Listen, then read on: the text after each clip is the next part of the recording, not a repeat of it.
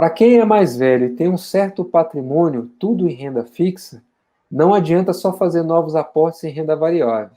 Em quanto tempo vocês acham que deveria parcelar essa migração para ficar 50%? 50-50, 50-50. Aí quer colocar 50% em renda variável, deixar 50% em renda fixa. Marcelo, essa é uma pergunta boa e a gente vai colocar nos nossos videozinhos lá de 1 minuto, beleza? Então eu vou só pedir para o Schneider aí respirar fundo na hora de responder, que aí eu consigo cortar depois e colocar direitinho lá. Vamos lá, China. Lê a pergunta e responde para nós aí.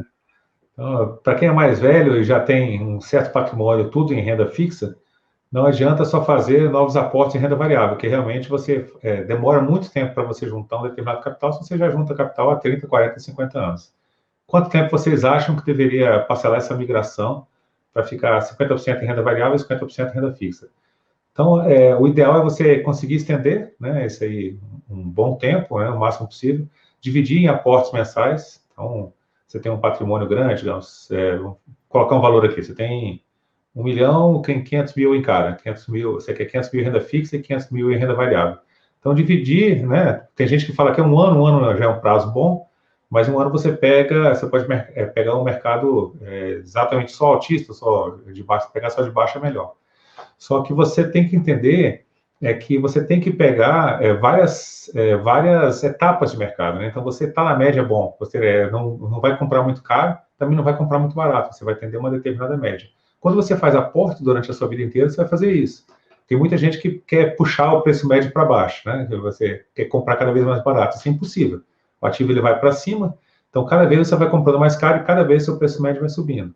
Então, se você consegue parcelar isso em várias vezes, né, 1 ano, 2 anos ou 3 anos, e entrando aos poucos, você vai conseguir um preço médio que vai tender uma média que é boa para você. Você vai evitar os grandes riscos de mercado, né, que você comprar num pico de alta muito grande e você perder 10% do seu patrimônio, ou então uma questão de uma tributação do fundo imobiliário. Tudo isso você tem que evitar. Então, parcela num tempo que seja interessante para você pegar vários ciclos de mercado aí, várias etapas de mercado.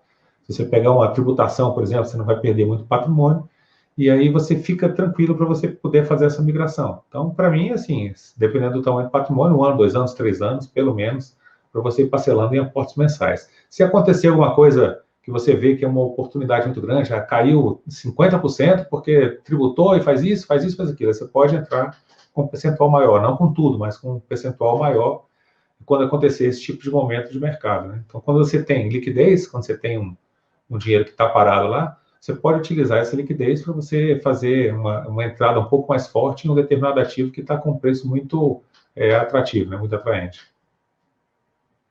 Beleza, eu vou complementar, Marcelo, só com 2 pontos. O primeiro é o seguinte: se você tem uma grana guardada, uma grana legal mesmo, e que você quer migrar para renda variável, primeira coisa, leva pelo menos 1 ano estudando sobre renda variável.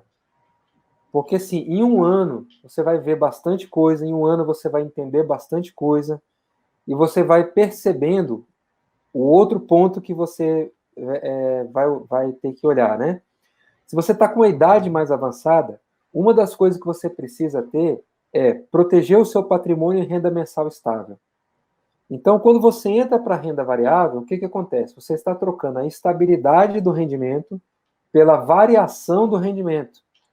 Então, você pode não estar confortável, por exemplo, se você tem uma posição em uma determinada empresa e ela deixa de distribuir dividendos, você deixa de receber o seu dividendo naquele mês e você pode não ter dinheiro na renda que você precisa para sua renda previdenciária. E aí você passa uma certa dificuldade. Ou, por exemplo, você tem uma empresa que distribui de 3 em 3 meses. E aí você tem que sacar aquele dividendo, dividir ele em 3, porque a sua conta de luz vence todo mês.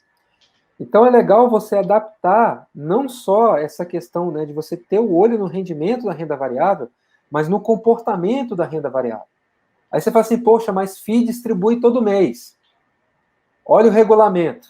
FII tem que distribuir 95% do que ele arrecadou, do que ele produziu, dentro do período de 6 meses. Então você pega todo o seu dinheiro, coloca em fundo imobiliário, esperando ter uma renda mensal equilibrada e linear durante os 6 meses, e aí o seu fundo resolve trocar o regulamento dele, e muda. Em vez dele pagar com regularidade mensal, ele passa a pagar semestral. E aí você vai ficar surpreendido aí com 6 meses sem ter rendimento daquele fundo imobiliário.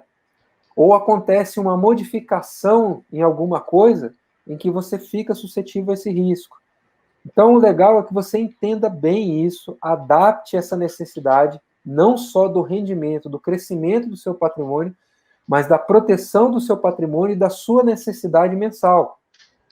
Que às vezes você faz um bem bolado, por exemplo, você tem aí a renda variável, essa renda variável ela te dá um ganho mensal, te dá um ganho anual, em que, vamos supor, você tem 100 e você, no final do ano, você tem 110.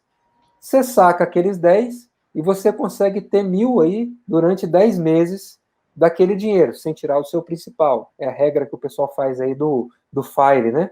Você tira a gordura que você ganhou do principal, divide em 12 e você tem o seu salário mensal. É como as pessoas se aposentam lá fora, né? Nos países desenvolvidos, que tem inflação sob controle e tal. O cara tira um percentual do que ele ganha na renda fixa e vive com aquilo ao longo do ano. Ou da renda variável. Ou da renda variável, né?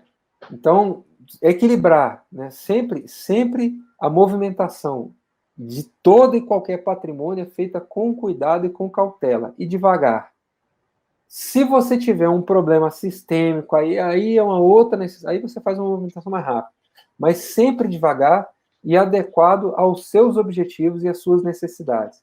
Então, eu acho que a sua pergunta estava muito voltada ao retorno, né? Você ter um valor e buscar um rendimento melhor na renda variável, mas teve muita gente, inclusive agora, nesse mercado de alta e nessa última movimentação, que percebeu o seguinte: não adianta só migrar para a renda variável atrás do rendimento.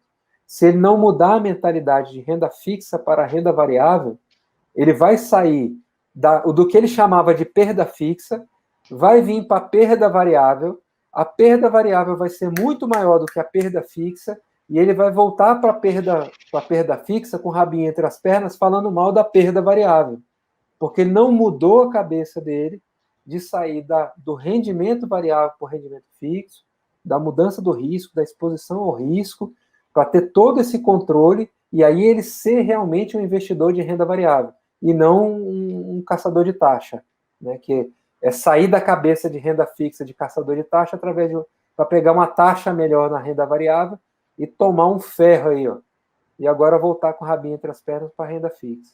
Beleza?